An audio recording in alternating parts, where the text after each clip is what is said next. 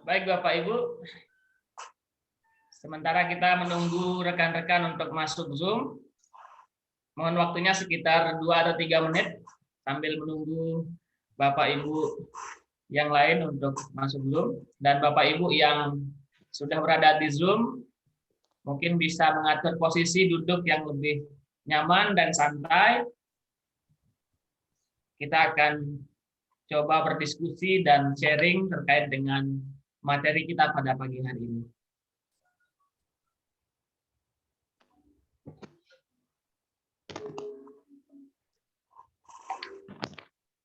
Izin untuk menunggu peserta yang lain sekitar 2 atau 3 menit lagi Bapak Ibu ya. Di Zoom meeting sudah ada sekitar 100 peserta.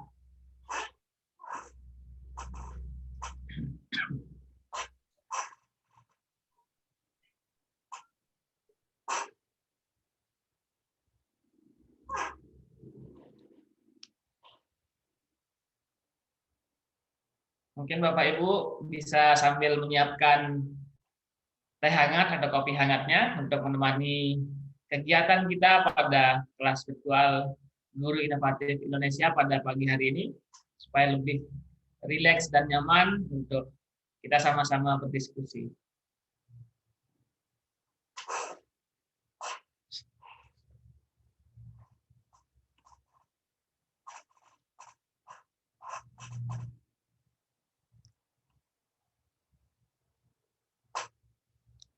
Di Zoom meeting sudah hadir Bapak Ibu, ada Bapak Ervani, Assalamualaikum warahmatullahi wabarakatuh. Ada Ibu Sauka dari Min 9, ada Bapak Mustain, ada Bu Suprapti, ada Bapak Jadiaman, kemudian ada Ibu Emilia, ada Ibu Satya, kemudian ada Pak Parmoko, Assalamualaikum warahmatullahi wabarakatuh, selamat pagi. Ada Bapak Ropadi, kemudian ada Bapak Ali Husni, ada Bapak Samsul Mu'alib, Assalamualaikum warahmatullahi wabarakatuh. Kita 1 menit lagi ya.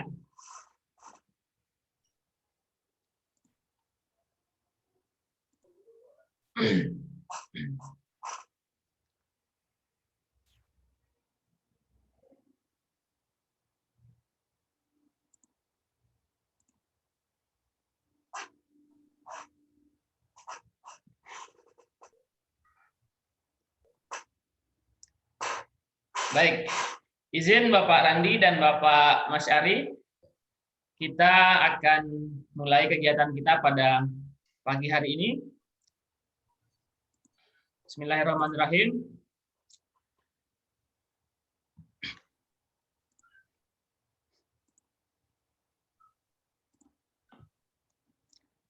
Assalamualaikum warahmatullahi wabarakatuh. Selamat pagi dan salam sejahtera untuk kita semua. Alhamdulillahirabbil alamin. Wa bihi nasta'inu ala umurid dunya waddin. Assalatu wassalamu ala asrofil anbiya'i wal mursalin. Sayyidina wa maulana Muhammad wa ala alihi wa sahbihi ajma'in. Yang saya hormati Bapak Mas Ari, LC MHI, selaku narasumber kita pada kelas virtual Guru Inovatif Indonesia pada pagi hari ini. Yang saya hormati Bapak Ibu para peserta kelas virtual Guru Inovatif Indonesia, dimanapun Bapak Ibu berada, salam hormat dari kami dari Pusat Pengembangan Pendidikan dan Penelitian Indonesia. Kemudian yang saya banggakan rekan-rekan Panitia Guru Inovatif Indonesia. Alhamdulillah pada pagi hari ini kita bisa bertemu secara virtual tatap muka pada Zoom meeting untuk bersama-sama berdiskusi dan sharing ilmu pengetahuan terkait dengan tema kita pada pagi hari ini, yaitu menulis artikel populer. Mungkin ada Bapak Ibu dari peserta yang pernah membuat sebuah karya tulis, pernah menerbitkan sebuah karya tulis pada media massa, baik cetak ataupun elektronik. Nah, seperti itulah contoh dari artikel populer. Ada yang pernah membaca sebuah tulisan di koran, ataupun di website, ataupun juga di majalah. Nah, itu salah satu contoh dari tulisan-tulisan yang berbentuk artikel populer yang dimuat pada media-media baik itu online ataupun cetak. Nah, ada beberapa trik ataupun cara, strategi, dan apapun itu istilahnya dalam menulis, kemudian dalam merangkai dan sampai dengan artikel ataupun tulisan tersebut dipublikasi. Karena semua tulisan itu tidak semata-mata kita tulis kemudian bisa kita publikasi. Ada beberapa kaidah, ada beberapa sistematika, ataupun ada beberapa aturan yang memang kita sebagai penulis itu harus ikuti. Tidak hanya pada sebuah karya tulis ilmiah yang memang dari namanya saja sudah ilmiah. Nah, artikel populer ini pun ada memiliki beberapa kriteria dan aturan. Pada pagi hari ini kita akan coba sharing, kita akan coba berdiskusi bersama-sama terkait dengan bagaimana dari awal sampai akhirnya sebuah karya tulis ilmiah populer itu bisa dipublikasi ke media. Di Zoom meeting sudah bergabung bersama kita Bapak Mas Ari. Beliau adalah dosen di Institut Agama Islam Cirebon. Beliau juga merupakan sekretaris Ikatan Sarjana NU Cirebon. Kemudian beliau adalah pembina di Sahabat Literasi di IAI Cirebon. Kemudian sebagai admin di Rumah Baca ID. Nah, beliau ini sangat kompeten sekali terkait dengan membahas bagaimana menulis hingga mempublikasi artikel populer. Karena beliau memiliki track record yang sangat panjang terkait dengan tulisan-tulisan ataupun karya-karya beliau di berbagai media massa, cetak dan online. Sehingga sangat tepat nih untuk kita belajar bersama-sama di kelas virtual ini. Dan kita sama-sama sharing terkait dengan artikel populer.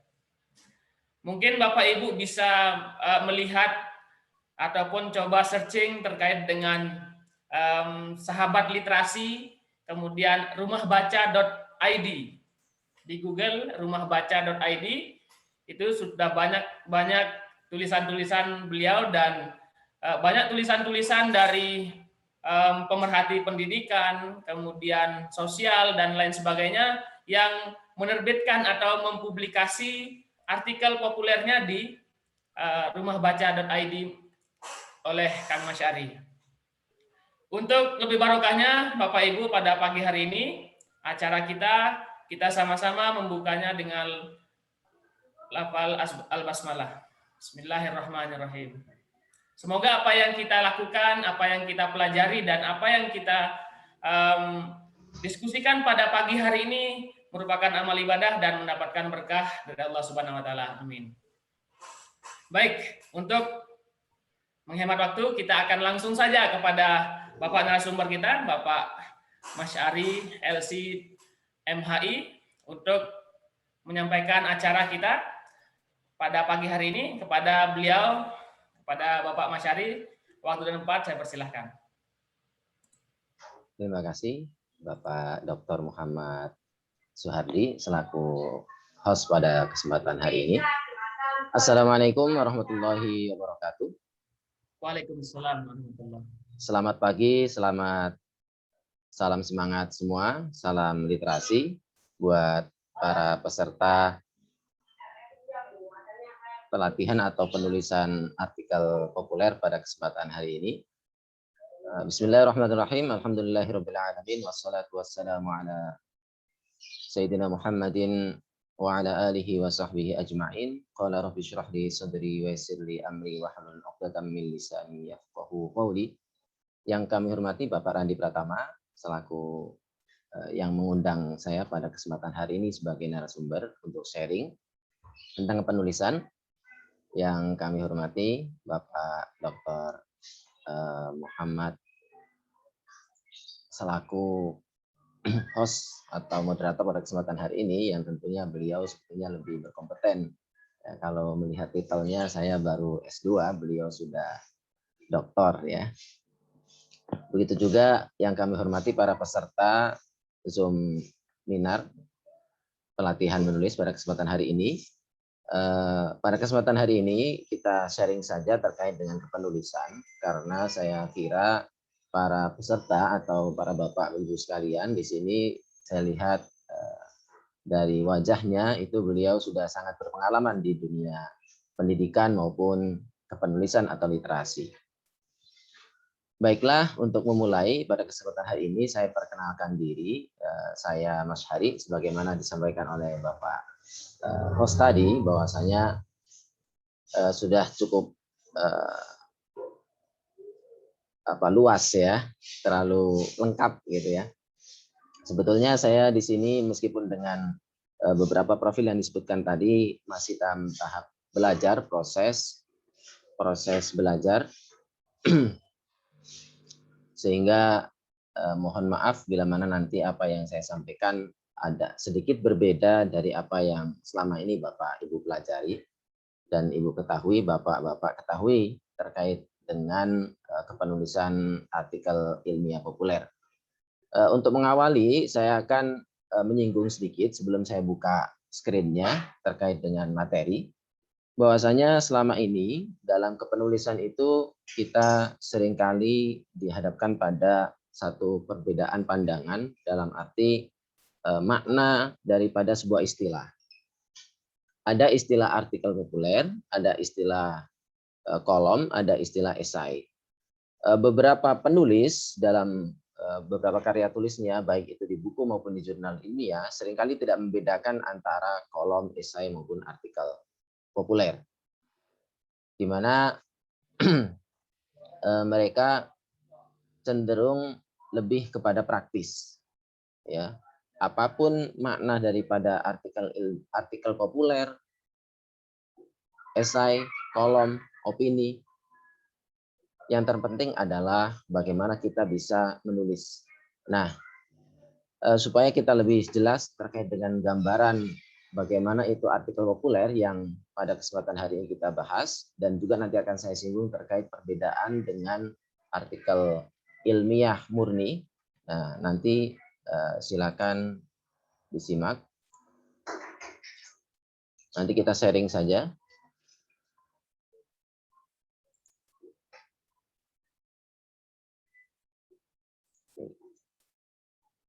Menulis artikel populer.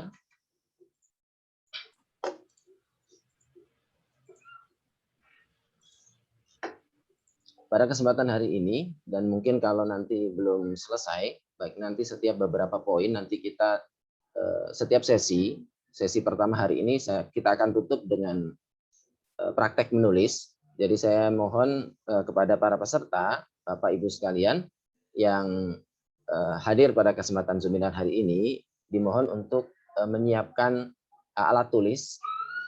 Alat tulis itu bisa berupa buku tulis kertas, ya, kertas buku tulis biasa dengan pulpen, maupun dengan mesin ketik, bisa dengan HP maupun dengan laptop.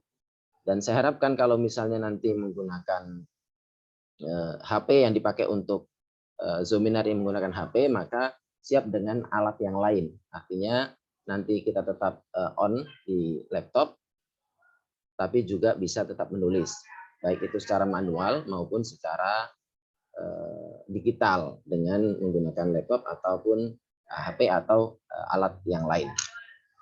Baiklah, menurut pembahasan pada kesempatan kali ini kita akan bahas apa manfaat menulis bagi guru dan tenaga pendidikan maupun pada umumnya sebetulnya ya. Ini sifatnya umum, tapi karena menurut informasi di sini kebanyakan adalah pesertanya guru, maka saya fokuskan di guru.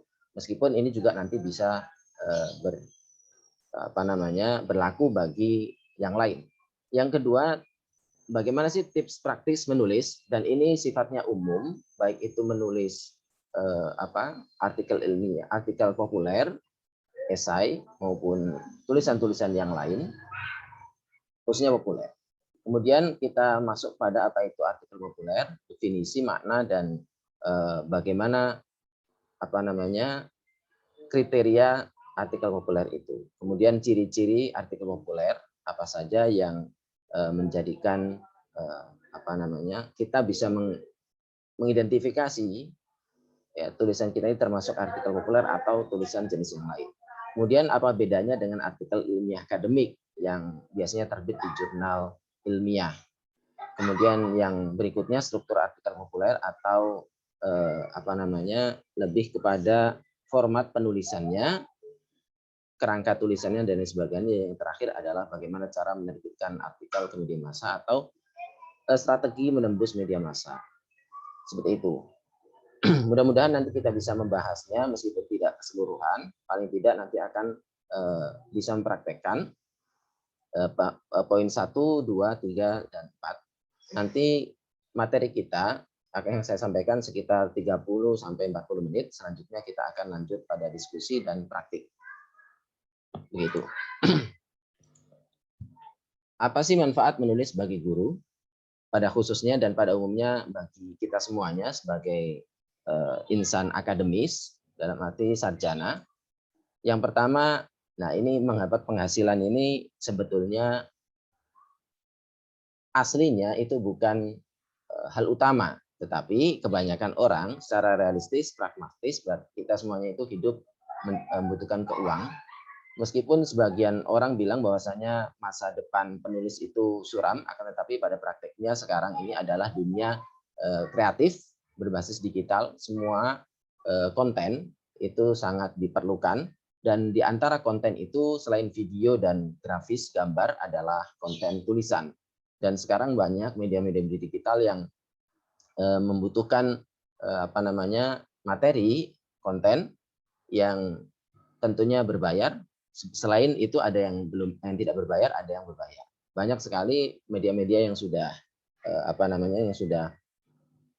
matang dan besar, baik nasional maupun lokal, itu yang memberikan tawaran uang itu kalau kita terbitkan di media. Misalnya di lokal ya kisaran 100 ke bawah gitu ya. Atau di nasional 100 ke atas, bisa 200 bisa sampai 500 misalnya Kompas. Dan kalau misalnya kita mau menerbitkannya dalam sebuah buku, maka itu bisa menjadi juga bisa kita terbitkan kemudian kita jadikan bahan untuk menghasilkan pundi-pundi rupiah. Ya, hanya saja tentunya jika dibandingkan dengan bisnis yang lain, mungkin kepenulisan ini ya bisa sejajar meskipun tidak bisa, ya banyak yang mempertanyakannya, meskipun sekarang banyak sekali penulis-penulis juga aktif ya di penerbitan dan lain sebagainya. Ya, tapi yang pasti itu bukan yang utama. Ya. Meskipun saya sebutkan pertama, tapi bukan yang utama. Yang kedua, karir tenaga pendidik atau dalam istilah kita di dunia akademik itu jabatan fungsional, baik guru maupun dosen. Sebuah tulisan itu, baik itu ilmiah maupun populer, itu memiliki poin atau angka kredit sendiri. Ya, dan ini diatur di Peraturan Menteri Pendayagunaan Aparatur Negara dan Reformasi Birokrasi nomor 16 tahun 2009 terkait dengan jabatan fungsional guru dan angka kreditnya. Di situ sebuah tulisan itu dihargai angka kreditnya, kalau dosen itu sekitar 1 ya. Kemudian peraturan bersama Mendiknas dan Kepala BKN nomor 3 ya.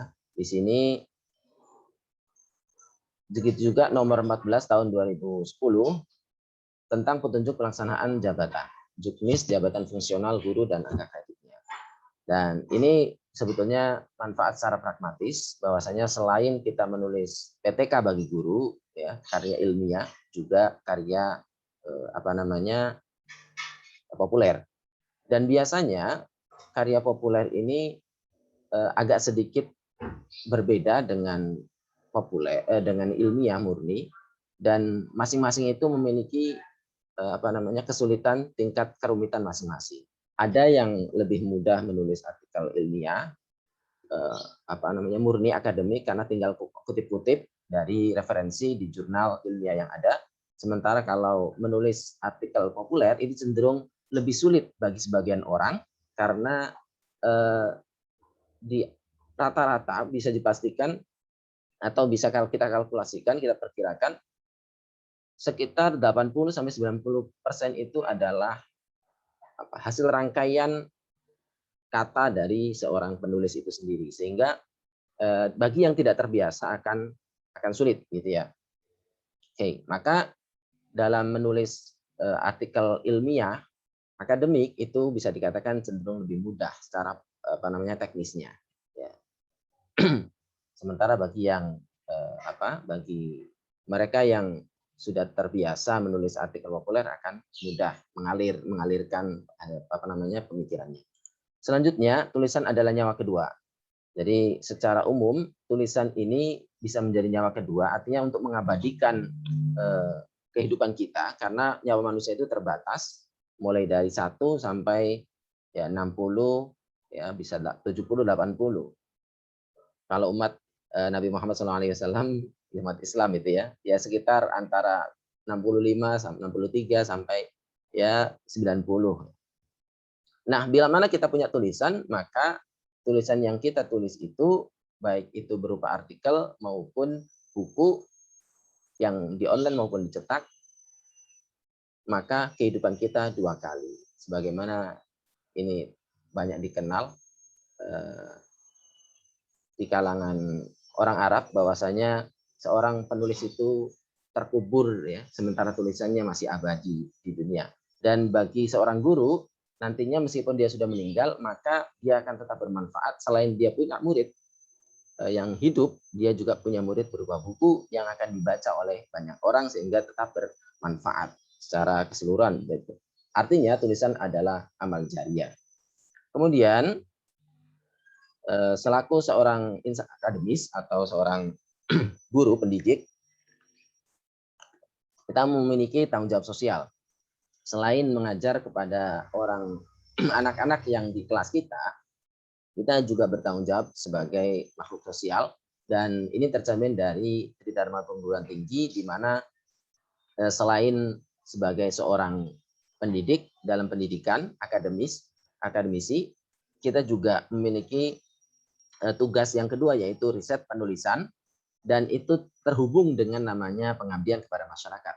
Dengan kita menulis berarti ada 2 poin, ya bisa jadi 3-tiganya bisa terpenuhi. Ya, dengan kita menulis berarti ada dapat angka kredit dan menjadikan kualitas akademik kita lebih meningkat. Yang kedua itu bagian dari riset penulisan, penelitian, dan yang terakhir juga bermanfaat bagi masyarakat secara luas. Artinya tulisan bisa menjadi instrumen perubahan sosial dan menjadi prasyarat ya bagi kita untuk menjadi insan akademis sesuai dengan Tridharma Perguruan Tinggi, di mana kita semuanya merupakan sarjana. Nah, sebelum kita masuk pada apa itu artikel populer, ini ada tips menulis yang praktis dan ini bisa dipraktekkan dalam secara mudah. Secara mudah. Bagaimana tips menulis? Karena seringkali kita itu kena mental block atau mulai dari mana sih kita menulis itu? Ya, maka yang pertama kali adalah di sini. Tulis apa yang kita sukai. Karena memang setiap orang itu memiliki kesulitan yang berbeda-beda. Akan tapi kalau kita punya hobi tertentu, maka kita tulis apa yang kita sukai. Tulis saja apa yang disukai. Nah, biasanya kita mulai dari free writing atau menulis karangan bebas. Ya. Tetapi tentunya tetap memperhatikan kaidah kebahasaan, tetapi jangan terlalu diperrumit di awal. Kita tulis saja apa yang kita mau tulis, ya.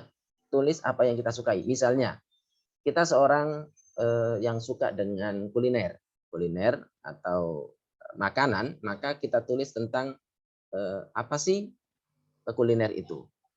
Misalnya kita suka makanan tertentu, maka kita ceritakan apa yang kita rasakan, apa yang kita ketahui dari yang makanan yang kita suka itu.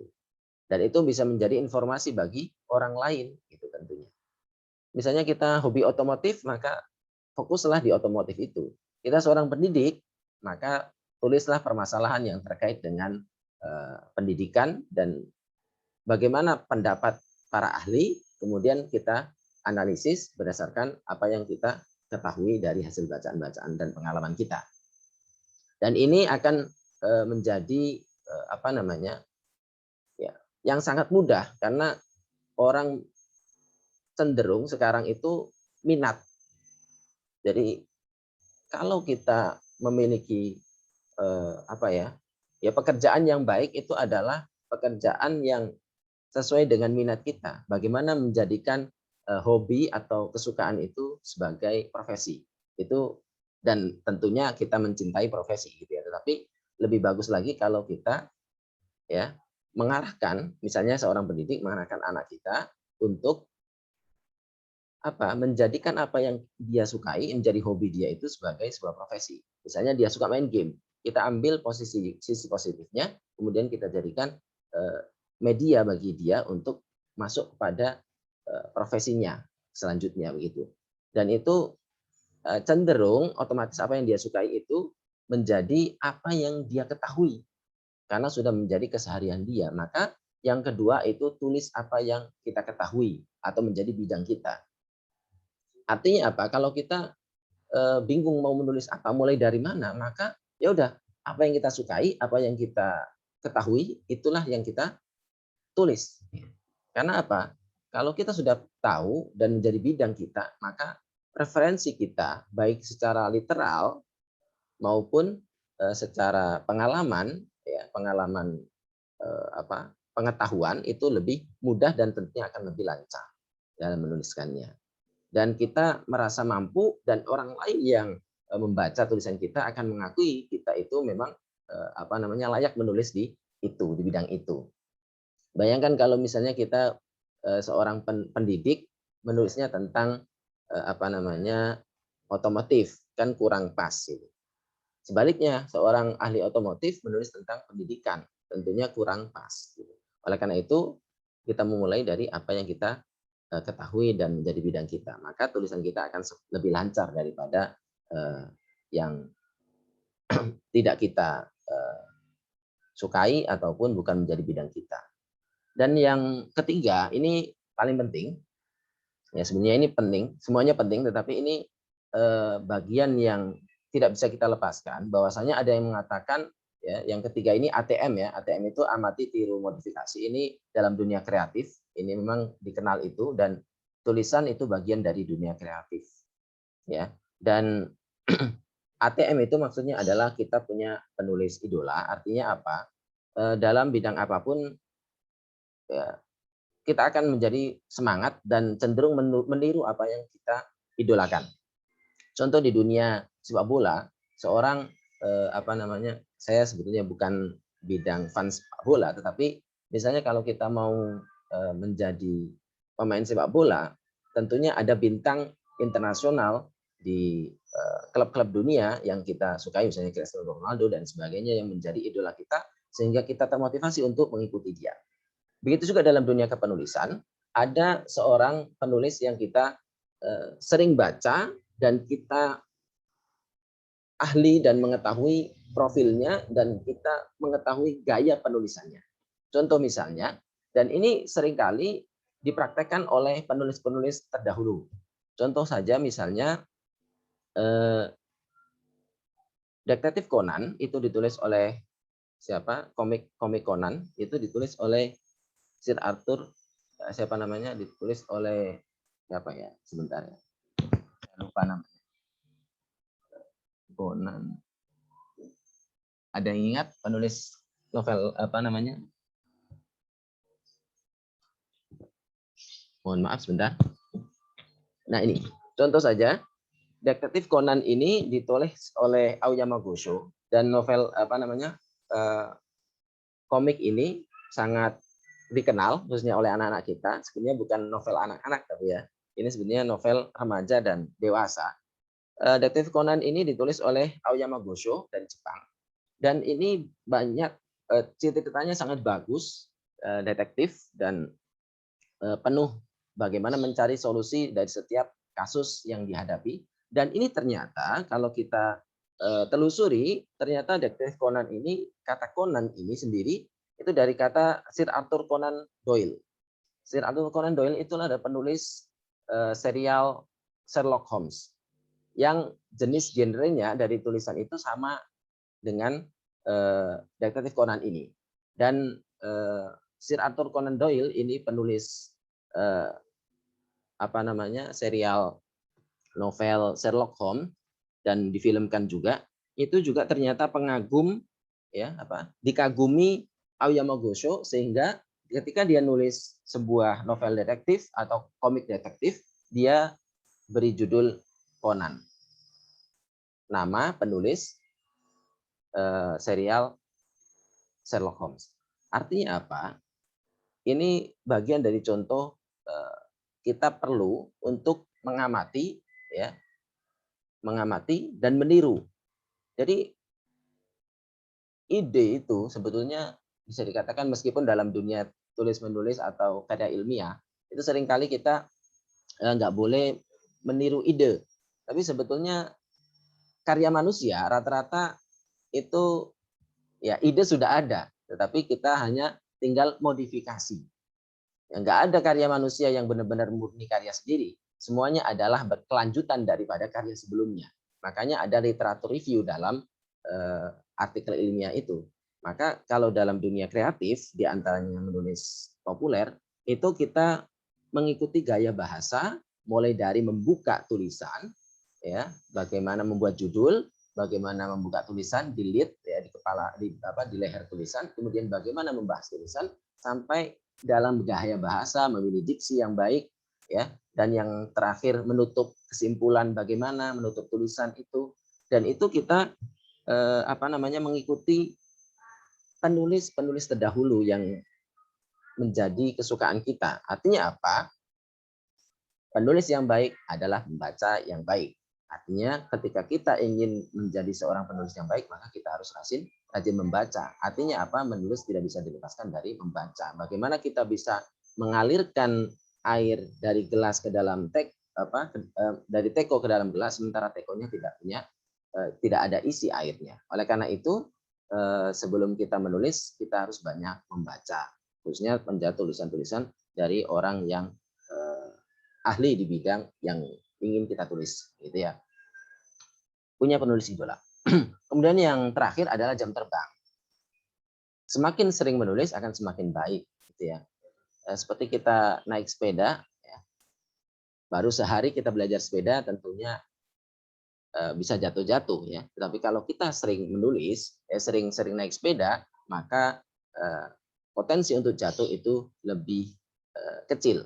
Begitu juga ketika dalam penulisan, ketika awal kita menulis itu mungkin rumit mulai dari mana, tetapi ketika kita sudah masuk pada penulisan di tengah-tengah, kita malah sulit untuk menyelesaikan tulisan kita. Dan kalau itu misalnya kita biasakan setiap hari, itu agak berat memang, tetapi beberapa penulis terkenal diantaranya Profesor Dr. Imam Suprayogo dari mantan Rektor UIN Malang, itu patut kita teladani. Beliau setiap pagi menulis esai atau artikel, sehingga apa yang menjadi keseharian itu akan mudah dilakukan. Seperti kita makan dan minum saja, tidak perlu lagi pikir, tetapi cukup dilakukan. Ya, seperti itu. Semakin jam terbang kita tinggi, maka akan semakin lancar dalam menulis. Begitu intinya. Jadi kalau kita ingin menjadi penulis, ya tidak terlalu banyak belajar dan baca teori kepenulisan, ya. Dan yang terpenting daripada itu adalah kita harus mulai menulis, ya begitu. Nah, ini bisa menjadi bahan referensi bagaimana artikel populer itu sebagai bahan bacaan saja. Nanti bisa dilihat bagaimana tulisan-tulisan di artikel populer. Bisa di Jawa Pos, bisa di, kalau Kompas itu versi digital berbayar, maka silakan bisa baca di koran-koran yang ada. Dan ternyata khususnya di koran lokal masih kecil sekali penulis artikel yang di koran lokal. Padahal di setiap koran lokal maupun koran nasional itu selalu ada satu rubrik khusus, satu halaman, bisa halaman penuh 2 tulisan maupun halaman 1 tulisan di atas, dan di bawahnya biasanya ada rubrik yang lain. Tetapi seringkali banyak ya koran itu kekurangan tulisan. Dan ini artinya literasi kita di kalangan akademisi kita memang cukup rendah dalam menulis. Banyak kadang-kadang mengutip, ngambil dari ensiklopedia atau ngambil dari buku tertentu atau ngambil dari website nasional. Dan ini menunjukkan bahwasanya peluang kita untuk menjadi seorang penulis artikel di media massa sangat luas, sangat terbuka. Dan ini kita bisa bedah artikel ini. Oke. Selanjutnya, terakhir saya akan bahas tentang apa itu artikel populer. Ya, supaya kita bisa memahami lebih mendalam dan membedakannya dengan tulisan yang lain. Artikel populer yaitu tulisan hasil kajian. Kalau dalam sisi ini, maka hampir sama dengan artikel ilmiah akademik. Pandangan dan argumentasi tentang ilmu pengetahuan yang disesuaikan dengan, nah ini perbedaannya dengan artikel yang akademik, bahasa ringan dan mudah dipahami masyarakat umum. Meskipun kontennya itu pembahasan, isinya adalah bisa jadi itu permasalahan yang sifatnya akademis ya dan ilmu pengetahuan tertentu, tapi bahasa yang digunakan adalah bahasa yang renyah, ringan, dan tidak menggunakan istilah-istilah yang rumit dalam dunia akademik. Tapi menggunakan bahasa yang populer. Populer dalam arti di sini adalah yang akrab di kalangan masyarakat. Karya ilmiah yang berisi opini seseorang yang dimuat di media massa untuk memberikan informasi pada khalayak ramai. Ini sebagian orang, sebagian dari penulis menulis ini namanya Khairul Muslimin. Dia mengatakan bahwasanya artikel populer itu opini, pandangan seorang penulis terkait dengan permasalahan ya yang terjadi di lingkungan sekitarnya di berbagai bidang. Seorang penulis bidang akademik, dia menulis tentang pendidikan, kemudian dia memberikan pandangan-pandangan pakar, kemudian menganalisisnya ya dengan pandangan pribadi atau opininya dia. Ada yang mengatakan karangan bebas yang mengangkat berbagai macam tema, utamanya masalah sosial dan kemanusiaan. Ini bagian dari pengertian artikel populer. Dan ini agak mirip dengan esai, ya. Namun ada sisi perbedaannya. Nah, kata populer berarti disajikan dengan bahasa populer, ringan, akrab, dan mudah dipahami oleh masyarakat umum. Dan terkadang artikel populer itu di koran-koran menggunakan istilah opini atau kolom, ya, kolom opini atau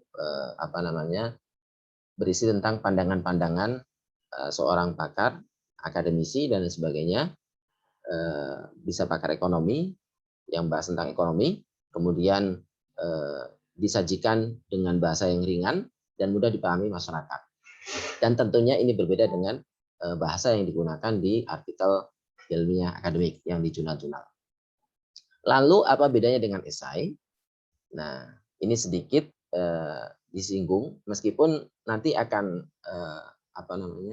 terjadi kontradiksi, maksudnya tidak selalu berpandangan yang sama terkait masalah ini, bahwasanya ada yang cenderung menyamakan, ada yang membedakan.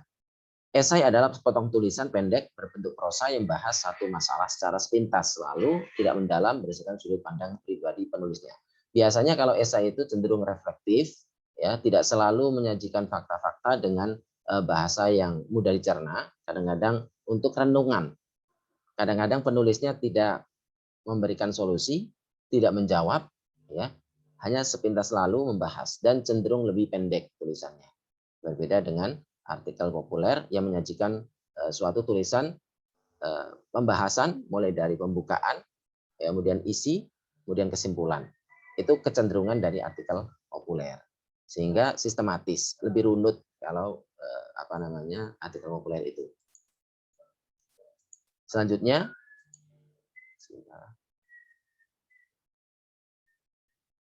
nah selanjutnya ini untuk menulis artikel populer itu yang pertama ya, supaya secara praktis nanti terkait dengan topik ya.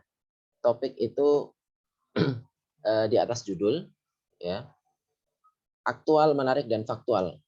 Lingkup bahasan kita itu yang mau kita bidik, yang mau kita bahas itu aktual, sesuatu yang terjadi hangat, masih hangat diperbincangkan ya, yang viral lah mungkin ya. Tapi kita nanti lihat dari sudut pandang akademis dan diungkapkan dengan bahasa yang lebih membumi, menarik. Menarik itu ya bagi halayak umum gitu ya, bagi kebanyakan orang. Kemudian faktual, ya, faktual itu tidak tidak fiktif, benar-benar terjadi begitu. Kemudian pembahasan dalam artikel populer itu kritis, kemudian menggunakan analisis tajam, argumentatif, artinya nanti menggunakan dalil-dalil baik logika maupun formula, baik induktif maupun deduktif, gitu ya. Objektif. Jadi kita berupaya dalam menulis itu cenderung objektif berdasarkan postulat atau hukum kaidah yang berlaku di tengah masyarakat ataupun yang yang ada di dalam dunia akademik ya.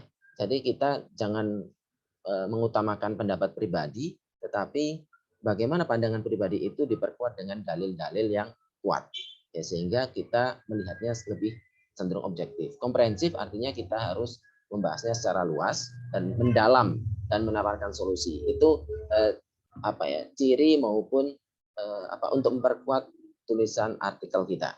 Berbeda dengan esai yang cenderung lebih bebas. Gaya bahasa populer atau umum, menarik, ringan, dan komunikatif.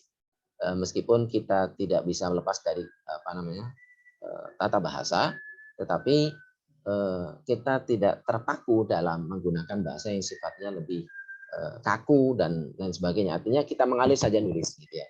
Kemudian penyajiannya sistematis dan logis. Ini mirip dengan artikel ilmiah, sistematis dan logis, menggunakan penalaran deduktif, induktif yang masuk akal. Jangan sampai antar kalimat ya itu tidak nyambung ya. Kemudian satu kalimat saja menggunakan logika yang nggak pas itu. Nah, ini bisa dilatih dengan dua cara. Yang pertama yaitu dengan cara banyak membaca ya. Kalau perlu dibaca secara keras. Yang kedua adalah dengan kita banyak menulis, jam terbang tadi. Ya, kalau kita tidak terbiasa menulis, maka kadang-kadang kita berbicara pintar, tetapi dalam mengalirkan tulisan kita itu cenderung mandek atau terblok gitu ya. Selanjutnya, perbedaan artikel ilmiah dan artikel populer, ini sasaran pembacanya, ini saya baca singkat saja dan cepat. Sasaran pembacanya kalangan akademisi untuk artikel akademik khusus ya, jadi khusus, kalangan khusus tertentu spesifik, misalnya artikel ilmiah ini kalangan akademisi berarti guru, mahasiswa, kemudian pakar, calon peneliti yang selanjutnya. Ini adalah artikel ilmiah akademik atau disebut dengan paper atau jurnal, ya, tulisan makalah di jurnal.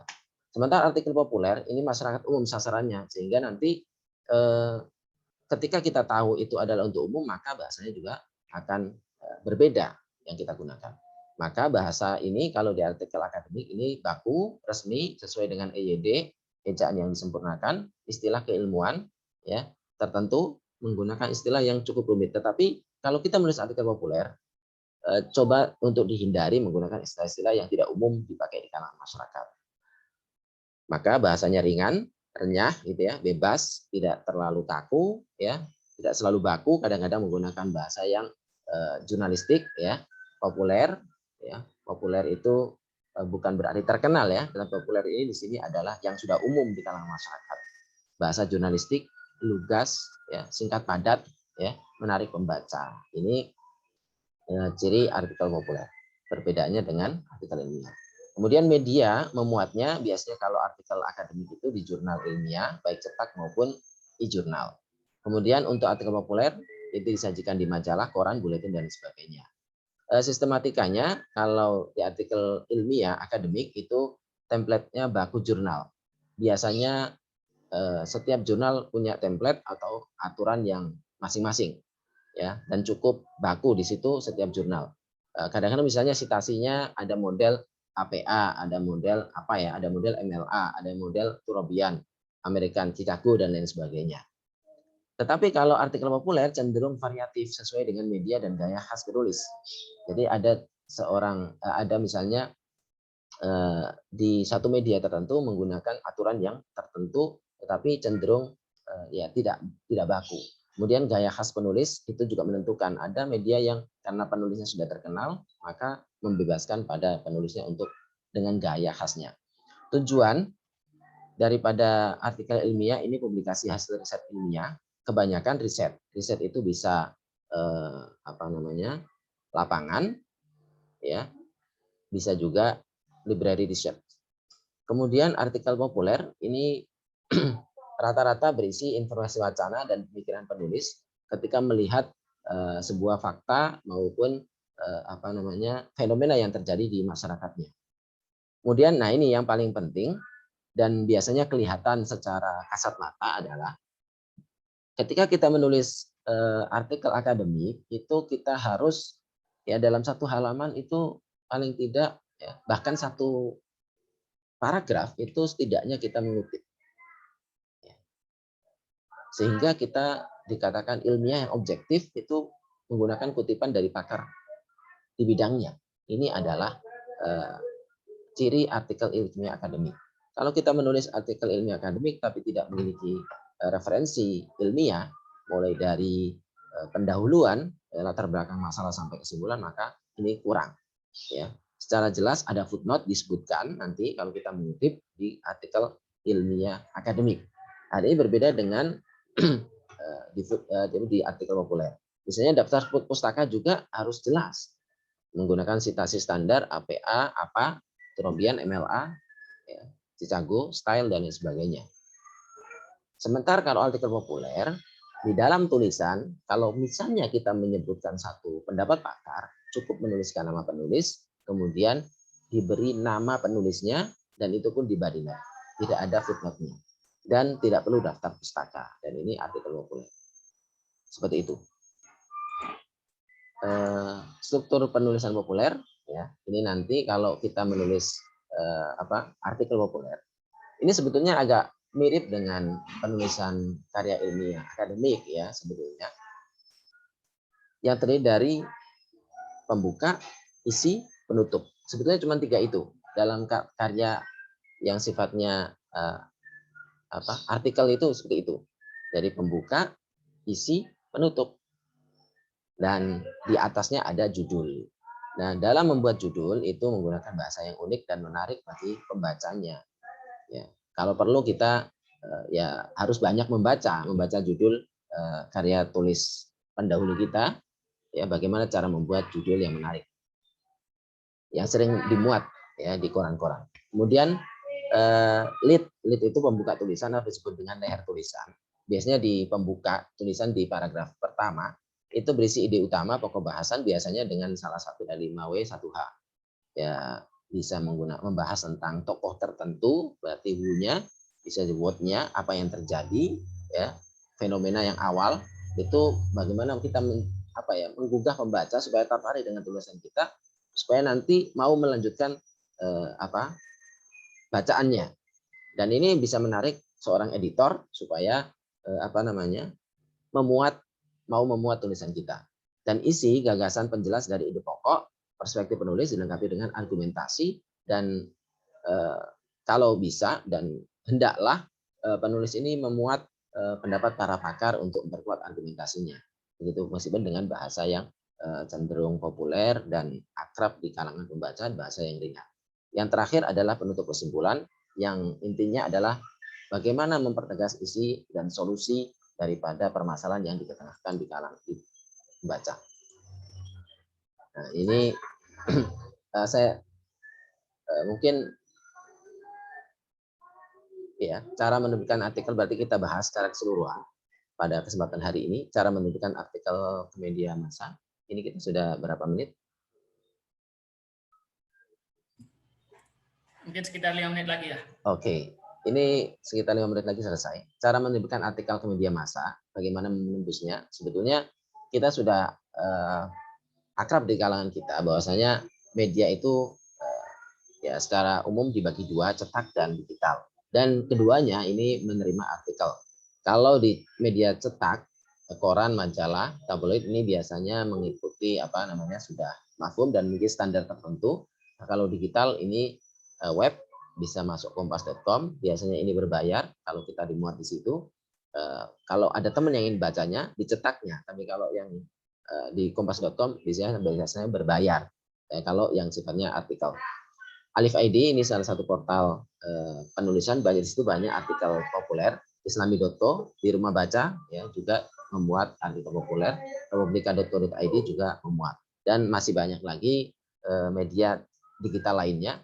Dan bagaimana menerbitkan artikel media massa secara umum? Yang pertama adalah kita kenali media yang menjadi target.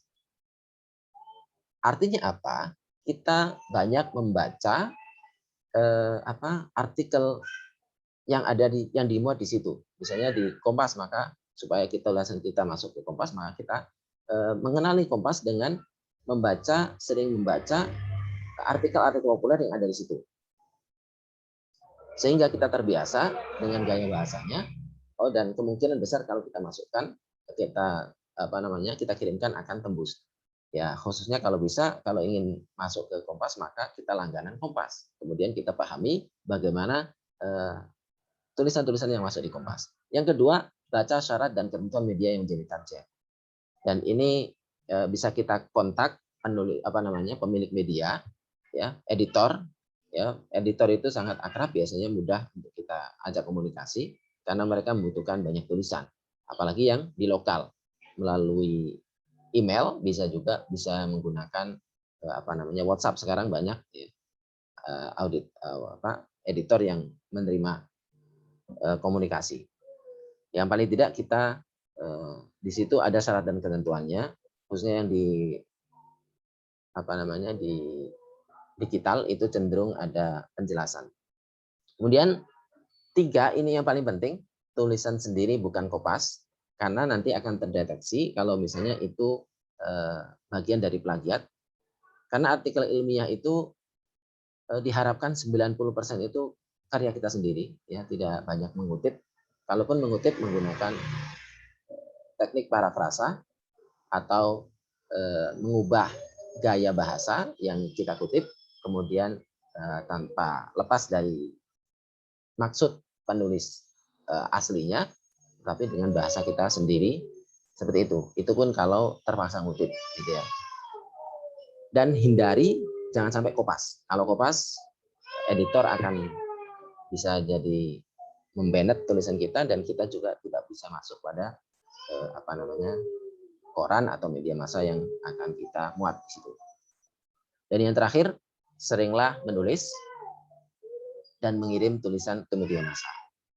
Kalau baru sekali ditolak itu biasa, 2 kali, 3 kali, sampai ke 100 kali. Banyak sekali penulis yang tidak kenal lelah untuk bersusah payah berlatih menulis, karena jam terbang itu sangat penting dalam menulis. Dan yang terakhir, kalau misalnya kita baru sekali, maka belum dikenal oleh editor. Tapi kalau sudah berkali-kali tulisan kita, berarti orang kita ini dianggap orang yang memang serius dalam menulis. Sehingga meskipun kadang-kadang sedang tulisan kita tidak bagus, tapi karena dalam media tersebut ternyata sedang tidak ada tulisan, jadi tulisan kita akan dimuat. Ya, ini kan kita tidak tahu. Ya, artinya kita tidak tahu pada titik mana tulisan kita akan dimuat, sehingga teruslah menulis dan jangan putus asa. Terima kasih dari saya. Kita lanjutkan dengan sharing, diskusi, kemudian kita tutup dengan praktik. Terima kasih. Baik, terima kasih Bapak Masyari LC-MHI dengan materinya terkait dengan menulis artikel populer.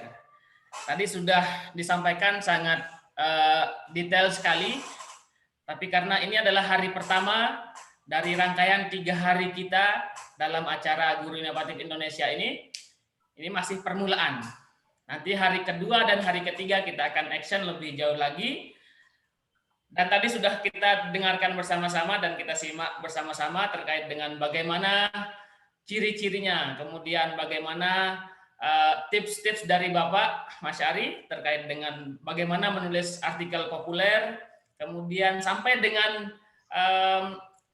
publikasinya seperti apa, baik itu di koran ataupun di media cetak ataupun online yang lainnya. Baik Bapak Ibu yang saya hormati, Bapak Ibu peserta kelas virtual Guru Inovatif Indonesia, mungkin Bapak Ibu ada yang pernah melihat situs-situs dari online liputan6.com ataupun Kompas, Tempo ataupun website yang dikelola oleh Bapak Masyari sendiri. Saya akan coba tunjukkan. Nah, di sini adalah website dari rumahbaca.id. Nah, di sini ada beberapa contoh-contoh ataupun artikel populer yang pernah diterbitkan pada website ini. Nah, seperti inilah contohnya, salah satunya fokus kuliah ataukah aktif di organisasi kemahasiswaan. Ini salah satu contohnya. Kalau Bapak Ibu buka dan bisa baca secara lengkap dan full, ini lebih mantap lagi Bapak Ibu. Satu lagi yang saya kutip tadi sedikit sama Bapak Masyari terkait dengan tips menulis tadi, yaitu perhatikan contohnya. Nah, ketika kita sudah melihat contoh, kita melihat contoh kolom opini ataupun tulisan di media massa yang lain, nah itu bisa kita contoh, kita perhatikan, seperti ini loh, dari bentuk, kemudian isi-isinya, bagaimana membahas, dan lain sebagainya. Kemudian yang kedua, seperti kata Bapak Masyari juga, tidak ada hal yang kita tidak bisa, yang penting kita sudah melakukan dan hingga terbiasa kita melakukan. Jadi menulis ini perkara pekerjaan praktis, tidak bisa hanya sekedar kita berteori ataupun hanya sekedar menyimak sekali dua kali kemudian langsung bisa, tapi bagaimana kita mempraktekkannya terus sehingga lama-lama kita terbiasa. Ibarat kita belajar naik sepeda tadi ya Pak Masyari, kalau kita hanya sekali dua kali nggak akan mungkin bisa. Yeah. Jadi sudah 2-3 kali jatuh, bangkit lagi, kemudian tulis lagi, kemudian diterima oleh media-media yang kita mulai dari media lokal dulu dah. Kita mulai media lokal, koran ataupun media massa yang ada di daerah kita terlebih dahulu, kemudian lama-kelamaan lebih bagus lagi, nanti tulisan kita bisa dimuat di website-website ataupun media yang sudah high class seperti Kompas, kemudian Liputan 6 ataupun media-media massa yang ada di nasional dan tingkat internasional. Baik Bapak Ibu semua, untuk lebih mencairkan suasana dan kita bisa lebih sharing lebih jauh terkait dengan artikel populer ini, kita akan buka sesi diskusi pada pagi hari ini. Silakan Bapak Ibu yang ingin bertanya ataupun sharing terkait dengan tema kita pada pagi hari ini, silakan bisa raise hand di Zoom meeting, kemudian bisa menuliskan pertanyaannya di kolom chatting di Zoom. Kita akan bahas pada kurang lebih 30 menit lagi, kita akan coba untuk sharing. Yang pertama ada Ibu Muslimah di Zoom meeting yang sudah raise hand. Saya persilahkan Ibu Muslimah untuk membuka speakernya.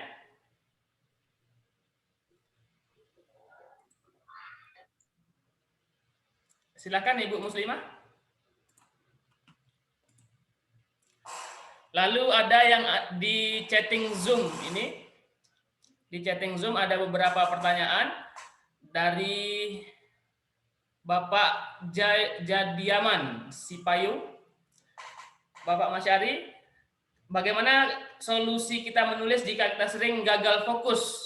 Nah, akhirnya gagal paham apakah jaminan karya ilmiah atau karya populer kita itu fakta atau karya, maaf, apakah jaminan karya ilmiah itu fakta atau karya populer itu fakta? Nah, mungkin ini lebih bagaimana tipsnya untuk menulis supaya fokus gitu, tidak terpecah-pecah antara kegiatan satu dengan yang lain. Silakan Pak Mas Syarif. Ya, terima kasih. Tadi sempat membaca di kolom chat itu. Agak sedikit susah dalam memahami tulisan. Ini dari gaya bahasa. Ini tampaknya siapa tadi Bapak? Siapa Bapak tadi? ini Bapak Jadiaman. Bapak Jadiaman. Ini dari gaya bahasa, struktur bahasa Bapak ini saya sarankan untuk Bapak sering banyak berlatih membaca, ya, banyak membaca dan berlatih menulis, memperbanyak jam terbang menulis. Bagaimana sistematika penulisan sesuai dengan SPOK, subjek, predikat, minimal, subjek, predikat, objek, dan itu nanti ditambahkan dengan apa namanya diksi yang tepat dalam memilih kata supaya kata itu sesuai dengan yang ingin kita sampaikan. Itu yang pertama. Jadi kita ya apa?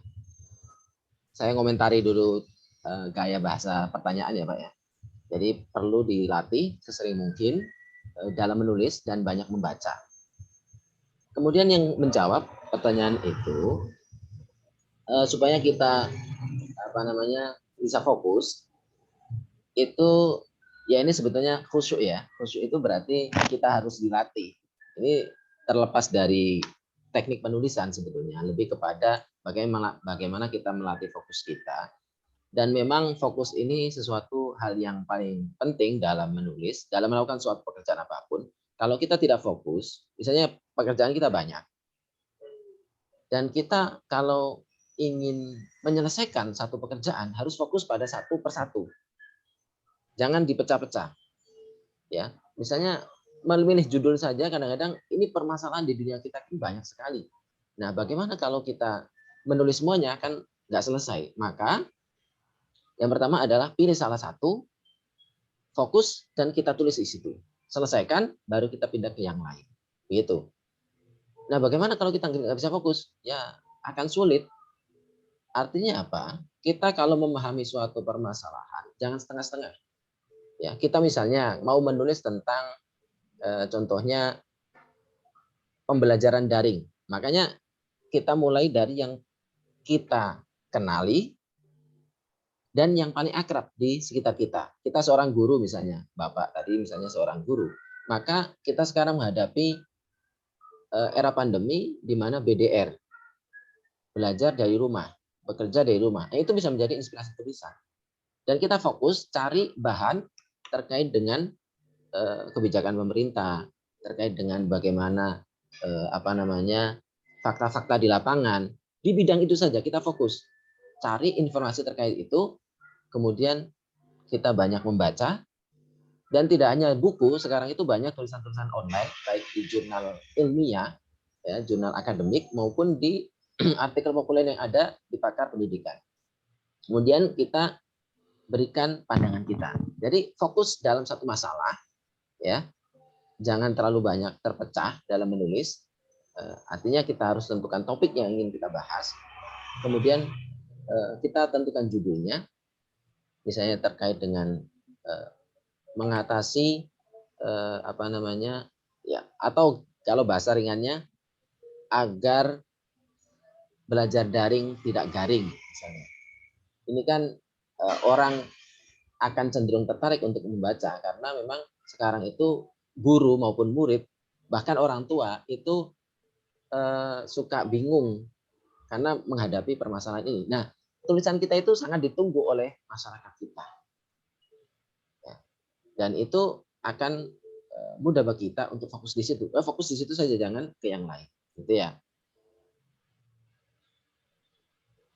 Mungkin bisa ditangkap ya. Ya, baik Pak Masyari, terkait dengan jawabannya atas pertanyaan Bapak Jadiaman. terkait dengan fokus tadi mungkin saya coba sedikit memberikan kesimpulan terkait dengan fokus Bapak Ibu menulis. Artinya Bapak Ibu memang kita ini punya kegiatan di luaran sana itu banyak sekali. Jadi akhirnya jangankan satu, jangankan semua yang mau kita kerjakan bisa selesai, satu saja kadang tidak selesai-selesai karena tidak fokus. Nah, Bapak Ibu mulai dengan skala prioritas apa yang kita akan lakukan pada pagi hari ini ataupun kita akan rencanakan pada pagi hari ini, kita coba cicil sedikit demi sedikit. Nah, dan tetapkan niat dan tekad, misalkan seperti kita menulis hari ini 5 baris ataupun 5 kalimat ataupun 1 paragraf. 1 paragraf cukup, tinggalkan Bapak Ibu. Nah, besok pagi dengan jam yang sama atau waktu yang sama kita coba lagi untuk 1 paragraf lagi sampai dengan selesai tulisan tersebut. Nah, jadinya kita tidak banyak untuk memikirkan sesuatu. Ketika sudah tercapai tujuan kita 1 paragraf, tinggalkan. Lalu Bapak Ibu yang saya berikan satu lagi tips mungkin dari kesimpulan Bapak Mas Ari tadi, mulai dari keahlian ataupun bidang Bapak Ibu dan juga apa yang menjadi topik yang menarik ataupun yang sedang banyak dibahas pada era gitu atau pada saat ini gitu. Misalkan seperti media pembelajaran pada situasi sekarang ini, kemudian bagaimana mental ataupun emosional, kemudian bagaimana proses pembelajaran daring seperti itu. Itu sangat menarik untuk ditulis Bapak Ibu, tidak seperti karya ilmiah seperti yang dikatakan tadi. Jadi cukup bagaimana kita bisa mengambil ataupun menurunkan opini kita berdasarkan apa yang kita lihat, kemudian apa yang kita baca dan kita kutip, dan itu kita jadikan dasar sehingga kita bisa menuangkan apa yang menjadi ide dan pemikiran kita pada sebuah tulisan artikel ilmiah populer. Dan nanti itu bisa dipublikasi. Baik Bapak Ibu, ada pertanyaan dari Bapak Sukadi yang sudah angkat tangan. Silakan Bapak Sukadi, dibuka stikernya dan langsung menyampaikan pertanyaannya kepada Bapak Mas Ari, LC-MHI. Silakan Bapak Sukadi, sudah terbuka? Silakan Pak. Halo.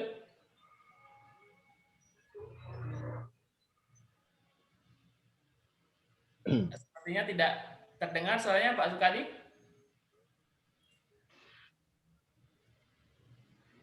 Ya, mungkin terkendala perangkat Bapak Sukadi. Bisa mungkin bisa ditulis saja pertanyaannya di kolom chatting karena suaranya tidak terdengar. Bapak Soehardi, mungkin saya coba jawab tulisan-tulisan pertanyaan di kolom chat ya. Ada beberapa yang Pak, saya baca ya. Di sini ada Bapak Heru Prihandono yang menulis bagaimana cara menulis judul yang unik dan menarik. Unik itu berarti cenderung berbeda dari yang lain. Misalnya tadi itu menarik. Saya contohkan misalnya. Jadi ada ya tentunya menarik itu kan subjektif ya, setiap orang beda-beda. Tetapi paling tidak kita bandingkan dengan tulisan-tulisan pendahulu kita yang sudah pakar. Itu yang pertama. Kemudian yang dimuat di media massa. Kemudian yang berikutnya adalah unik. Unik itu seperti tadi saya bilang agar belajar daring tidak garing. Itu kan ada keunikan. Kemudian menarik itu ya karena sesuai dengan fakta dan aktual gitu sehingga orang itu tertarik untuk membaca. Nah, seperti itu. Ini contoh saja. Ya banyak lagi contoh-contoh yang lain. Contoh pertanyaan berikutnya, kalau hanya menulis tapi tidak mengirim naskah tersebut apa bisa dihitung jam terbang? Termasuk. Artinya apa? Ketika kita tulisan pertama, tulisan kedua, tulisan ketiga, tulisan keempat, itu akan ada peningkatan terus. Dan jam terbang itu harus tambah dengan jam terbang membaca juga. Ya, jam terbang menulis ditambah dengan jam terbang membaca dan supaya ada tambahan lagi tulisan yang kita yang kita tulis itu kita kirimkan.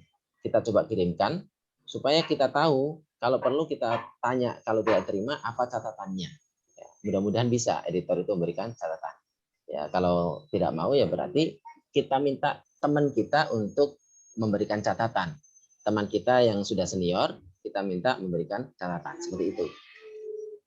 Ya, supaya kita ada peningkatan. Kalau tulisan kita hanya dinikmati sendiri, tidak tahu, tidak dikoreksi orang lain, maka kita tidak tahu mana yang kurang, gitu ya. Ya, kalau paling tidak kita punya mentor, misalnya ada dalam satu sekolah ada satu guru yang sudah sering tulisannya dimuat di media, maka kita minta pendapatnya. Kita tulis, kemudian kita setorkan pada dia untuk minta pendapat kekurangannya di mana. Itu ya, itu juga penting ya. Mentor terdekat kita yang bisa kita hubungi. Kemudian bagaimana jika penulis awal bagi seperti saya tidak boleh kopas, takut plagiat juga, bagaimana tipsnya? Jadi begini, supaya kita menulis itu tidak terdeteksi kopas, caranya adalah kita baca tulisan satu halaman atau satu paragraf saja dulu, satu paragraf untuk melatih memparafrasekan tulisan. Itu aja cara dua. Cara pertama adalah dengan cara kita membaca sampai selesai, sampai paham. Kalau belum paham, baca lagi satu paragraf itu. Ya, tentunya dimulai dari satu kalimat dulu ya, satu kalimat, satu paragraf. Kita ambil topik intinya apa tulisan satu paragraf ini. Kalau belum paham juga, baca lagi, dan baca lagi sampai paham. Setelah itu kita tulis apa yang kita pahami dengan bahasa kita tanpa melihat tulisan. Itu cara yang ya sebetulnya paling bagus. Ya.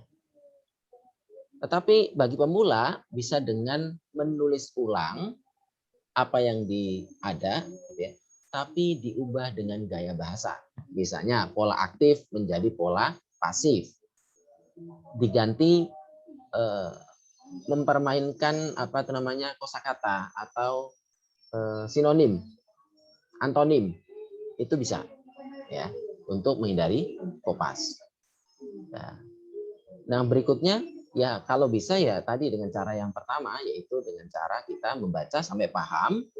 Kalau belum paham sampai paham ya, pokoknya dibaca sampai berulang sampai paham satu kalimat itu, satu paragraf itu, kemudian kita ungkapkan dengan bahasa kita. Itu akan terhindar dari kopas atau plagiat. Kang Basari, dalam membuat tulisan bagaimana cara mengecek agar sesuai dengan EYD? Ini sebetulnya tata bahasa kita kan sudah pernah belajar dari Ibu Resti Kianti.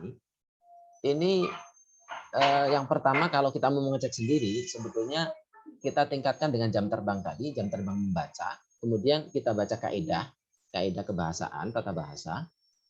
Dan yang terakhir adalah kita minta teman kita yang sudah mahir di dalam tulis menulis atau dalam tata bahasa Indonesia untuk minta dicekkan apakah sudah sesuai. Biasanya ini tugas editor sebetulnya ya, tetapi kalau bisa penulis adalah editor bagi tulisannya sendiri setelah ditulis, tetapi jangan mengedit tulisan yang sedang ditulis. Ya, fokus pada nulis, nanti EYD nomor sekian lah, gampang. Ya, kalau kita baru nulis pertama, kalau sudah sesuai dengan EYD ya jangan harap. Artinya nanti jam terbang akan membuktikan kita sesuai dengan EYD atau tidak. Tapi abaikan dulu. Yang terpenting adalah kita nulis dulu. Setelah itu kita cek, kita edit sendiri, ya. Biasanya kan kita namanya guru itu kan sudah belajar sudah belajar bagaimana bahasa Indonesia yang baik dan benar itu. Tetapi tolong jangan fokus dulu pada EYD, tapi tulis saja dulu. Setelah itu kita edit belakangan. Setelah kita edit sendiri, kita minta teman kita untuk mengedit. Ya, begitu ya. Silakan sebentar, selanjutnya mohon diberi contoh struktur atau bagian artikel dengan penjelasan isi secara singkat. Strukturnya sudah saya singgung tadi ya. Di pertama adalah judul, biasanya ada penulis, kemudian lead pembuka paragraf pertama, dan ini biasanya berupa fenomena atau fakta. dan permasalahan, ya, atau latar belakang masalah. Misalnya apa sih pentingnya tulisan ini kita bahas? Misalnya membahas tentang UMKM atau ekonomi kecil di masa pandemi. Ya. Misalnya kita mulai dengan kata pandemi COVID-19 sudah berlangsung selama 2 tahun ini, ya. Dan belum ada tanda akan selesainya. Hal ini berdampak pada ekonomi rakyat, ya, di kalangan masyarakat kita, ya, ekonomi kecil khususnya. Nah, mulai dari situ, kemudian kita sampaikan fenomena-fenomena yang terjadi di kalangan masyarakat, ya, dan ini membuat pelaku ekonomi itu menjerit. Nah, kemudian bagaimana pendapat para pakar, kemudian kita berikan solusi yang kita tawarkan, seperti itu. Dan yang terakhir kita tutup. Nah, ini singkat tentang sebuah artikel populer. Dalam menulis artikel populer dan artikel ilmiah, bagaimana penggunaan teori dan konsep. Ini saya tidak membahas artikel ilmiah, ya, maka fokus di populer saja. Ini teori dan konsep ini lebih kepada teori para pakar terkait dengan bidang yang kita baca. Artinya apa? Sebisa mungkin kita kutip pendapat pakar terkait hal itu. Artinya misalnya teori umum yang mengatakan bahwasanya bila mana ada satu permintaan yang banyak, maka harga akan naik. Ini kan teori permintaan. Misalnya ada teori tentang, ini teori pasar, ya. Kemudian di sini teori permintaan yang lain, misalnya begini, ada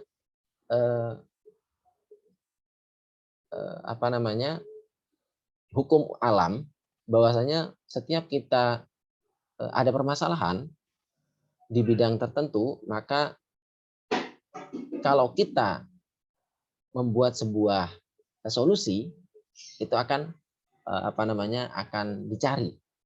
Contoh sekarang banyak orang, ya, contoh gampangnya di YouTube lah misalnya.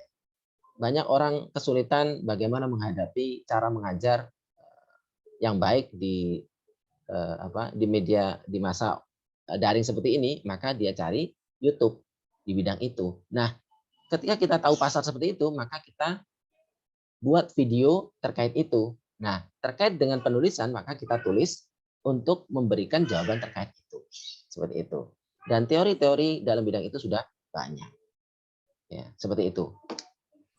Baik, Pak Masyari, kita coba berikan kesempatan yang sudah raise hand di Zoom meeting. Ya, silakan. Ada Pak Casmito, beliau ada pengawas. Silahkan Pak Casmito untuk bertanya secara langsung kepada narasumber pada pagi hari ini. Silahkan. Terima kasih. Assalamualaikum warahmatullahi wabarakatuh. Waalaikumsalam. Sebetulnya pertanyaan saya tadi sudah dijawab oleh beliau. Cuma perlu kami pertegas dalam penyampaian langsung. Jadi gini Bapak, bagi yang sudah mahir, ya, memang alur dari pembuatan judul sampai pada kesimpulan itu menjadi suatu hal yang mudah. Namun bagi kami yang masih awam atau belum pernah membuat artikel populer, ini alangkah baiknya kalau nanti dalam lampiran materi itu diberikan satu tahapan struktur isi, misalnya sebuah judul tema tertentu, mulai dari pendahuluan itu kan rambu-rambunya apa, siapa, kesimpulan apa, sehingga bisa kami ATM yang kami aplikasikan dalam pembuatan tema yang akan kami buat latihan dalam pembuatan artikel populer. Terima kasih. Assalamualaikum warahmatullahi wabarakatuh. Waalaikumsalam warahmatullahi wabarakatuh. Ya. Baik Pak Casmito, sedikit saya singgung karena sesi kita ataupun pertemuan kita pada kelas virtual dengan tema artikel populer ini adalah 3 hari. Kita akan coba untuk membahas lebih lanjut pada pertemuan kedua dan ketiga. Kita akan coba bedah isi kemudian struktur dari judul sampai dengan penutup artikel seperti apa, kita akan lebih bahas lebih jauh nanti, dan kita akan coba lihat contoh-contoh yang sudah pernah terbit pada media-media tertentu. Silakan Pak Jasmit, Pak Mas Ari. Oke, terima kasih. Tadi Bapak Kasmito akan nanti saya akan buat ya, dan saya sampaikan dalam satu tulisan utuh. Kemudian ini judulnya, contohnya begini, lead-nya begini, isinya begini, sumbernya begini. Ini sebetulnya struktur umum, tetapi sebetulnya kalau dalam penulisan populer itu sebetulnya nanti sifatnya tidak baku, tidak harus begitu ya. Artinya untuk pemula sebaiknya selain memperhatikan struktur itu, bagusnya mulai menulis dulu, tulis saja untuk menambah jam terbang, begitu ya, begitu. Kemudian untuk pertanyaan berikutnya, tadi saya juga melihat ada satu tulisan pertanyaan di sini, apakah boleh kita promosi dalam tulisan kita? Ya tergantung ya. Kalau kita mau muat di koran, maka kita kendalikan dulu misi pribadi untuk promosi sekolah misalnya, ya sebaiknya dihindari karena memang kita sedang ingin tulisan kita dimuat dan sifatnya umum, ya wacana umum. Jangan menyisipkan promosi yang cenderung tidak produktif, kontraproduktif. Kecuali kalau dimuatnya di media sendiri dan memang kita sedang beriklan. Contoh misalnya di beberapa koran itu kan ada kolom pembahasan tentang sekolah tertentu dan itu biasanya berbayar. Kalau kita yang gratisan, kita ingin mengharap dapat imbalan malahan, maka tulisan kita hindari ada promosi pribadi, gitu ya. Ini Pak ya. terkait dengan pertanyaan yang ada di kolom chatting. Ya. Ada dari Ibu Ita Oktavia dan Ibu Ika Hariga, pertanyaannya sama. Berapa banyak tulisan ini, berapa paragraf mungkin dalam satu artikel populer minimalnya? Ya. Sebetulnya kalau artikel populer itu di setiap media berbeda. Batasannya biasanya tidak paragraf. Kalau esai biasanya cukup 5 paragraf. Kalau artikel itu lebih panjang. Kalau dihalamankan itu sekitar 2-3 halaman. Hanya saja misalnya di koran lokal itu dibatasi 8.000 karakter. 8.000 karakter. Sekitar ya 2 halaman A4 ya dengan spasi 1,5. Itu ukuran pada umumnya. Tetapi biasanya setiap media berbeda-beda ya. Maka di koran Kompas misalnya biasanya cukup panjang. Ya, maka paling gampang adalah kita mau nembus mana, maka kita pahami itu, kemudian kita kita ikuti standar yang ada di situ. Setiap media berbeda-beda. Begitu. Kalau media online yang gratisan biasanya cenderung tidak cukup 5-10 paragraf sudah diterima. Meskipun tanpa ada persyaratan karakter tadi. Tapi kalau itu di media massa yang sudah mapan, biasanya mensyaratkan tertentu. Dan biasanya orang dalam itu yang perlu kita hubungi, gitu ya, editor khususnya. Atau ya paling pas ya editor. Kalau perlu dikontak melalui email maupun melalui WhatsApp. Biasanya ada kontaknya. Sekarang gampang kok. Nggak sulit sekarang. Seperti itu. Baik, terima kasih Pak Masyari atas tanggapannya terkait dengan pertanyaan berapa jumlah halaman atau berapa jumlah karakter ataupun kata yang ada dalam satu artikel populer yang memang biasanya dalam sebuah media massa itu memiliki aturan tertentu terkait dengan berapa jumlah kata atau berapa jumlah halaman. Biasanya ada di sana. Tapi sepengalaman mungkin yang kita pernah lihat pada artikel koran ataupun di media massa itu tidak lebih dari 2 ataupun 3 halaman dengan spasi 1,5. Kemudian ada pertanyaan dari Bapak Muhammad Saironi. Bagaimana cara menguasai perbendaharaan kata? Karena ketika ingin menulis, nah kata atau kalimatnya terhenti di tengah jalan nih, seperti itu. Bagaimana kita bisa banyak mengetahui ataupun menguasai kalimat ataupun kata dalam menulis sebuah artikel? Iya. Menguasai kosakata ini sebetulnya yang penting. Ini juga bisa menjadi penghambat dalam menulis. Kalau kita sedang menulis, kesulitan mendapat kosakata tertentu, kita blok ya, kita terblok. Apa ya maksudnya ini? Pasnya kosakata apa ini? Saya kok lupa. Itu apa ya? Kita hindari dulu. Kita lanjutkan nulis kita dulu. Lanjutkan saja. Nah, nanti kalau sudah selesai nulis, ya kita cari kamus atau kita ketik online. Kalau kita nanti fokus di mencari kosakata itu, kita akan berhenti menulis dan ide kita itu akan Kan ide itu kan sudah kita punya runut misalnya. Oh nanti setelah bahas ini kita bahas ini, bahas ini. Sistematika cara berpikir kita begitu. Tapi kalau kita fokus di mencari kosakata, fokus kita akan terpecah dan nanti akan lupa apa yang kita mau bahas tadi.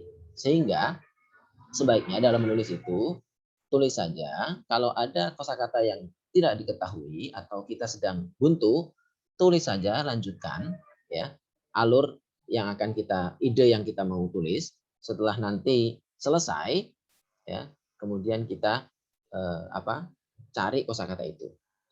Nah, itu kalau kosakata. Tetapi kalau bagaimana menulis tiba-tiba nggak mood atau nggak fokus atau mental block, udah kita selesai dulu, istirahat ya. Jangan selesaikan dulu tulisan kita karena nanti khawatir nggak bagus tulisan kita. Udah setelah kita nulis ya, kemudian berhenti, kita cari refreshing ya, refreshing supaya otak kita sudah cemerlang. Kita baca-baca buku boleh, baca-baca buku yang ringan, nonton juga bisa, jalan-jalan ya, kita fresh, kemudian kita bisa nulis kembali seperti itu. Biasanya kan ide itu kan muncul saat kita sedang melakukan aktivitas-aktivitas itu. Ketika sudah muncul, kita kembali nulis lagi. Seperti itu kita lanjutkan. Baik, terima kasih tips dan triknya Bapak Mas Ari terkait dengan bagaimana agar kita tidak terhenti di tengah jalan. Dan saya sepakat sekali kepada Bapak Mas Ari, ketika Bapak Ibu ingin menulis sesuatu atau membahas tentang sesuatu pada sebuah tulisan, jangan sampai kita baru menulis 1-2 kalimat atau paragraf, kita baca lagi. Nah, sebaiknya Bapak Ibu tulis saja sebanyak-banyaknya terlebih dahulu dengan targetnya misalkan 2 halaman untuk masalah baca dan memperbaiki kalimat nanti pada tahap selanjutnya. Kurang lebih seperti itu. Ya. Dan karena waktu kita masih sekitar 2 atau 3 menit lagi, saya akan coba baca terkait dengan pertanyaan satu lagi Bapak Ibu.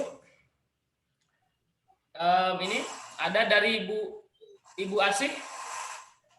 Tidak bisakah dari pelatihan ini akan difasilitasi untuk artikel kita dimuat di media massa? Nah ini nanti Pak Asyari akan coba untuk kita akan coba komunikasikan.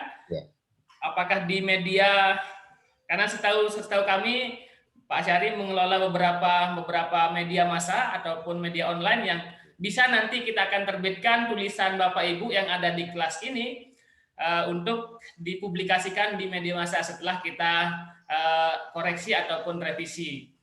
Nanti di pertemuan terakhir kita akan coba fasilitasi Bapak Ibu, tulisan-tulisan Bapak Ibu nanti bisa di-upload ataupun kita coba untuk lihat dan kita coba untuk dikoreksi oleh ahlinya dan kita akan coba untuk fasilitasi untuk terbit di media Bapak Ibu. Oke, saya sedikit informasi untuk pelatihan ini. Namun sekali lagi kami tidak akan memaksa Bapak Ibu untuk menulis sesuatu dan wajib gitu ya. Sebisa Bapak Ibu ataupun sesempatnya Bapak Ibu untuk menulis, dan kami di Guru Inovatif Indonesia akan memfasilitasi tulisan-tulisan Bapak Ibu untuk dipublikasi. Ya. sedikit Dan satu saya lagi Bapak Ibu info dari kelas ini untuk administrasinya terkait dengan presensi, kemudian daftar hadir dan kemudian semua terkait dengan administrasi sudah kami siapkan. Silahkan Bapak Ibu fokus saja pada materi dan menikmati indahnya ilmu pengetahuan yang akan disampaikan oleh narasumber. Jadi Bapak Ibu bisa fokus. Nah, misalkan dari sekarang mulai menulis judul, kemudian besok isinya sampai dengan memperbaiki kalimatnya. Sehingga pada akhir pelatihan kita ini ataupun akhir dari sharing kita, Bapak Ibu sudah memiliki artikel yang siap dipublikasi. Ya. Silakan Pak Masyari. Sedikit menanggapi terkait dengan usulan terakhir. Insya Allah nanti akan ada sesi. Saya minta bukan menyuruh ya. Di antara peserta mau coba nulis saja dulu, entah itu pokoknya nulis apa yang ingin ditulis saja, tulis apa yang disukai, apa yang menjadi bidangnya, tulis saja ya sekitar 5 sampai 10 paragraf atau semampunya dulu ditulis, nanti coba difasilitasi oleh panitia, nanti dikirimkan kemana, nanti insya Allah setelah kita bahas, kita edit, nanti bisa kalau di rumah baca insya Allah menerima, hanya saja mungkin terkait dengan ya namanya di saya belum ada itu ya. Yang penting sekarang muat dulu, kalau di saya insya Allah siap muat, hanya saja tidak memberikan royalti karena masih awal ya, beda dengan koran-koran tentu. Catatannya itu, tapi nanti juga saya akan coba difasilitasi, hanya saja tulisan-tulisan itu nanti tetap harus kita edit sebagaimana disampaikan oleh host tadi, dan kita akan berikan catatan-catatan. Dan yang terakhir, selain kita terbitkan di media online maupun cetak, tulisan-tulisan itu juga kita bisa terbitkan. Misalnya sekarang ada 260-an peserta. Ini satu orang menulis satu tulisan, satu judul dalam satu topik tertentu, kemudian kita terbitkan dalam satu buku. Itu sangat mungkin dan biayanya cukup dengan membayar harga buku kita. Dan penerbit itu banyak. Kita tidak perlu membayar banyak-banyak, tetapi cukup misalnya satu buku itu berisi 30 tulisan. 30 tulisan saja itu sudah jadi satu buku. Ya, apalagi misalnya di sini ada 260 orang, satu orang nulis 2 halaman saja, itu sudah jadi buku yang sangat tebal, bisa 200 halaman. Dan itu harganya mungkin sekitar 40.000, dan kita bisa mencetaknya di penerbit ber-ISBN, dan itu tulisan kita menjadi kontributor, ya kita jadi kontributor di situ, tulisan bersama satu judul, dan itu bisa menjadi buku bersama. Dan kita cukup membeli buku kita sendiri. Misalnya harganya 40.000, maka kita beli buku itu 40.000 dan sudah penerbit yang sudah ber-ISBN. Itu gampang sekali.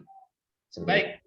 Terima kasih Pak Masyari terkait dengan informasinya dan sangat bermanfaat sekali, dan itulah tips bagaimana kita dari menulis kemudian cara untuk mendapatkan sebuah buku, dan itu akan menjadi karya kita yang sudah terpublikasi dan akan tetap menjadi karya kita.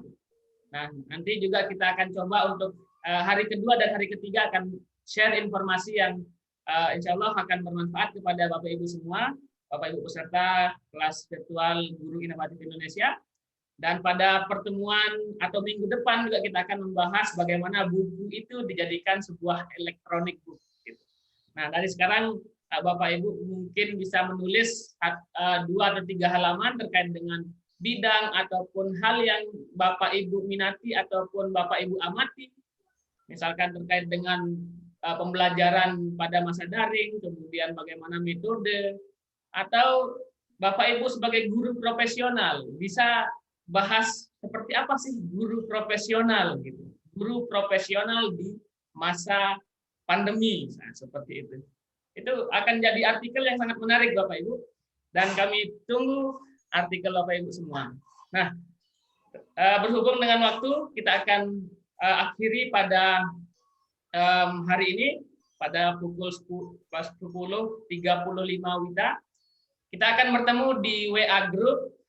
Jika ada beberapa Adapun Bapak Ibu yang ingin diskusi, kemudian kita akan bertemu juga pada hari Senin dan hari Selasa, Bapak Ibu, pada jam yang sama. Kemudian kita akan coba untuk berkarya. Closing statement mungkin Bapak Masyari sebelum kita tutup. Ya, terima kasih atas kesempatannya untuk sharing bersama-sama. Pada intinya kita di sini hanya sekedar berbagi pengalaman, bahwasanya kita tidak akan menjadi penulis kalau hanya sekedar belajar teori menulis, tetapi kita akan menjadi benar-benar penulis kalau kita mau meluangkan waktu kita untuk menulis. Artinya dari sekarang kita mulai menulis apa yang kita ingin tulis. Itu saja. Mantap. Baik. Terima kasih atas closing statement-nya Pak Masyari. Sama-sama. Kita akan bertemu di WA Group dan Zoom minggu depan. Hari Senin dan Selasa. Untuk hari ini kita cukupkan dan kurang lebihnya kami mohon izin untuk pamit. Assalamualaikum warahmatullahi wabarakatuh. Waalaikumsalam warahmatullahi wabarakatuh. Selamat siang Bapak Ibu. Terima kasih. Saya end for all.